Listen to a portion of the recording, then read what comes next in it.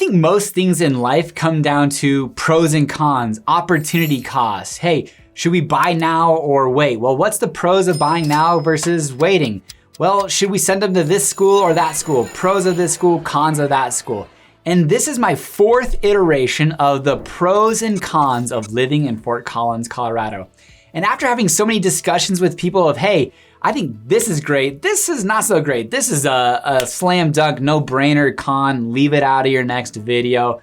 This video, hopefully, is going to do a new take on those pros and cons videos. But hey, a lot of those still hold true. But as time moves forward, things change, new issues take place, old issues go away. So this is the pros and cons of living in Fort Collins, Colorado. My name is Patrick Soukup. This is the Living in Fort Collins YouTube channel. Hey, and if you haven't yet, subscribe to the channel and definitely click the like button. If you're considering moving to Northern Colorado, my brokerage, my team, we are licensed real estate agents in the state of Colorado. Give us a call, text, or email. But I hope you enjoy this video. We are going to start out with the cons, and don't forget to watch the last, best, biggest, most overwhelmingly true pro at the end of this video. Let's go. All right, so here are the cons in no specific order. Well, I think you first got to start out with the housing cost. Fort Collins used to be kind of that golden child that was both affordable, an amazing quality of life, great place to live. So people started flocking here in the early 2000s. And well, with that, our housing density, our housing kind of inventory got strained and prices started to tick up. Whether you are buying or renting, probably the biggest portion of your cost of living is going to be your housing. Now, when you look at everything else, going out to eat, groceries, gas, insurance, different things like that, our cost of living, our utilities really isn't too bad. But a big portion of anybody's cost of living is their housing. Which, number 2, if you're gonna have high housing costs, you need to have good quality and quantity of high paying jobs. Now we've got some amazing employers, Colorado State University, OtterBox, Woodward Governor, UC Health. We do have some high paying jobs. Broadcom, Intel, HP, just to name a few. But really, the quantity of high paying jobs doesn't feel like enough for those people to be able to afford a house at least close to Fort Collins. And we're gonna get into the con number 3, which is air quality. Because of the fact that there's not a ton of high paying jobs, people like waiters, waitresses, restaurant managers, kind of middle managers, retail managers, kind of these obviously like first time employees and things of that nature, yeah, they're gonna be renters generally speaking, but as you move up and into that management position, some of those management positions are still not high enough as far as an income goes to be able to afford a house. So they have to move out to Wellington, to Windsor, to Johnstown, and have to commute in. And 75% of our carbon emissions come from our vehicle traffic. So we need to either add density to downtown, which could potentially include some affordable housing, or have some different public transportation. But we have a goal as a community, as a city, council initiative by 2050 to have a net zero carbon emissions. And I think 80% or so reduction by 2030. So we definitely are focusing on that moving forward. But one of the things that pops up as far as a negative for Fort Collins is air quality. I don't necessarily see it myself. We get out, we explore, we are living an outdoor lifestyle, we go biking and things of that nature.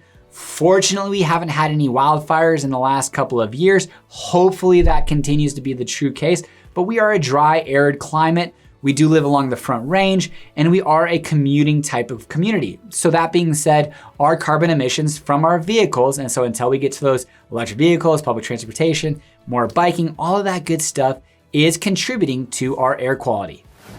And that leads us into our last con, the land use code divisiveness. Now, I grew up in Fort Collins, Colorado, where generally the rule of thumb is everybody is nice, kind, smiles, waves at each other. But over the last couple of years, there's been an interesting dynamic where this group, Preserve Fort Collins, you would have to call them potentially NIMBY, versus a group of progressive city council members and YIMBY, are fighting against what we need to do with our land use code change. It hasn't been updated since 1997, and essentially the idea is, hey, we want inclusivity, housing density, we want to focus on affordability, and we're gonna build, they built, I should say, in the Land Development Code 1.0, they built this program that essentially would increase our housing supply by 50 some odd percent over the next 20 years. And hence in Preserve Fort Collins, this group said, hey, no, we don't like that. We like what we've bought, what we've built, what Fort Collins is, and we are going to petition, and they became successful,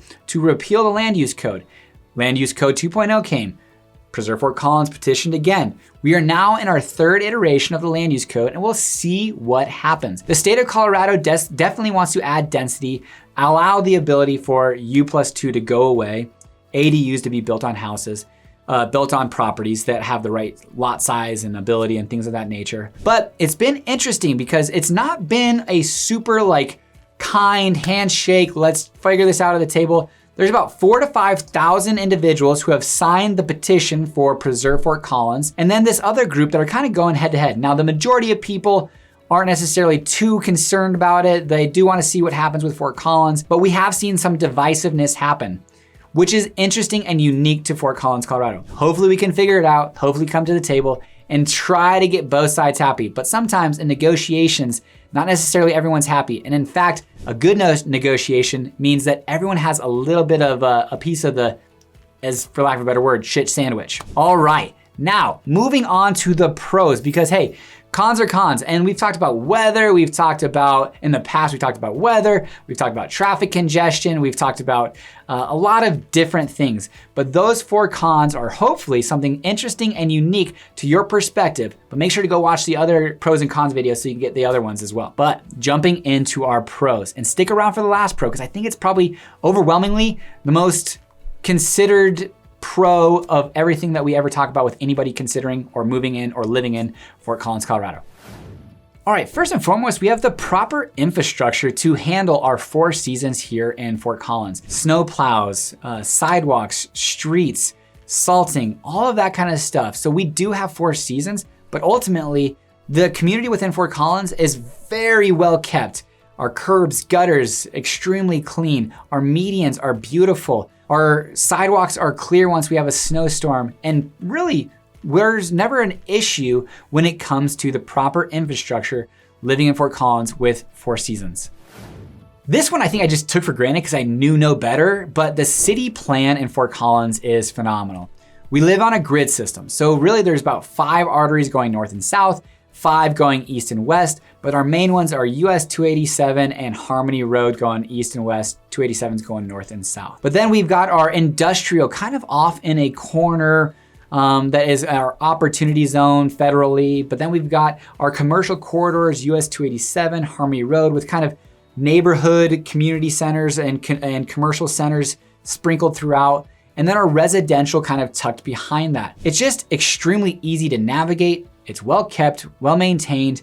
You're not gonna get a kind of funky office building next to an industrial warehouse, next to a house, and then flip that again. Some of these communities are having to go through redevelopment. Loveland, for example, is really redeveloping its downtown. And Fort Collins has kind of already done that in the past and have moved past kind of those growing pain, annoying type years. But our city plan, city layout is extremely easy to understand and comprehend. So if you're coming here for the first time, you can really get around town relatively easy. Pro number 3, our safety, our cleanliness, and our overall town upkeep. One of the things that City Council did in the downtown development is we updated our alleyways. And it's something like that's crazy, costs millions of dollars, but there's 17 alleyways that they are looking to maintain, upgrade, and kind of change. Rather than this kind of ugly, smudge mark in downtown, they've made murals, works of art, cobblestone, tucked away the trash, allowed for trash to be only on specific times and in areas. So that's just one small thing. Our medians have phenomenal tree canopies and grasses and are well kept. Our cleanliness. I don't consider any parking lot with trash all over the place to be really a thing. There might be some, but people are gonna pick it up. The general population in Fort Collins loves that we've got this clean, well-kept community. So people do their part. They keep it well maintained. Now, safety. Safety is something to where it was just recently, we went to my in-laws' house, kind of just outside of Los Angeles, but we went to Walmart. And it was hard because we had to go, I needed to get some deodorant. And to get the deodorant, I had to get a store clerk and have them open up a locked cabinet for them to get me the deodorant. And I told to my wife, Janae, immediately, I said, if we ever consider moving, one of the criteria for us moving there is the cabinets in Walmart locked? Now, what will be interesting is maybe one day, just, hey, Walmart in Fort Collins, Northern Colorado locks it, and maybe it's an oversight by me. But for me, it was something to where, hey, overall, it was a statement of the safety of the convenience store that we were shopping in. I know that they're shoplifting. It happens. It's a loss, for these huge retailers, and they have it on their income statements and their balance sheet as something to be expected. But overall, I don't think it's something that happens too often, or at least very aware for what I can see in my life. But the safety, the crime rate, we can take our family downtown, walk around, feel good, well, not any type of security. No, we're not gonna go with our, just eyes closed, blind into it. Of course, we're gonna keep our eyes open for issues. But generally speaking, taking your family downtown, Old Town Fort Collins, 10 o'clock on a Friday night, no issues. I think the Fort Collins Police Department does a great job, keeps our community safe, and me and my family feel very well maintaining, and living here in Fort Collins. Now, after 4 years, and talking to hundreds and hundreds of families who have moved here, talking with people who live here, talking with family, friends, the number one pro across the board for everybody is the quality of life and outdoor living that is here in Fort Collins. There is no shortage of opportunities to get out and get active. There's 300 days of sun. There are bike paths everywhere. We are a platinum rated bike community, protected bike trails, paved bike trails, swimming up at Horseshoe, boating up at Horseshoe, hiking Horseshoe, hiking Bobcat Ridge, Devil's Backbone in Loveland, heading up the canyon to go tubing, rafting, canoeing. The Pooter Play Park is right there. We have so many different trails that really interconnect all of Fort Collins. In fact, I did a cool video that talks about all the trails, and you can get all over Fort Collins, even south to Loveland on the Power Trail, Pooter Trail, Fossil Creek Trail, Mason Trail, Spring Creek Trail. There's so many different outdoor activities. And that's just to name a few. Go up the Pooter or go fishing. Head up the canyon to Steamboat to go skiing, or Eldora a couple hours away. Hoedown Hill and Rain Dance now has a sledding hill and a ski hill right there. If you just want to get outdoors and go do some playing in the parks or open spaces, there's no shortage of phenomenal parks. Twin Silos Park, Fossil Creek Park, Spring Canyon Park. And again, really the focus of a community in general to get out, be healthy, and focus on their community outdoor lifestyle and living a fun, active, and engagement life. Of course, that does come with some of those cons that we spoke about before, but overall, the quality of life and the outdoor living is really what is the biggest pro in people's eyes here in Fort Collins. Cracking open a beer at New Belgium after Tour de Fat, enjoying that, and then going out to Swing Station or downtown Fort Collins to listen to some music on a Thursday or Friday night is just something you see in the movies, but I'm fortunate enough that I get to be one of those kind of side characters in such an amazing movie that is living in Fort Collins. So there you have it, folks, the pros and cons of living in Fort Collins 2024. And again, please, if you've enjoyed this video, give it a thumbs up, comment, and share it with somebody who might be considering moving to Fort Collins, Northern Colorado. Until next time, take care.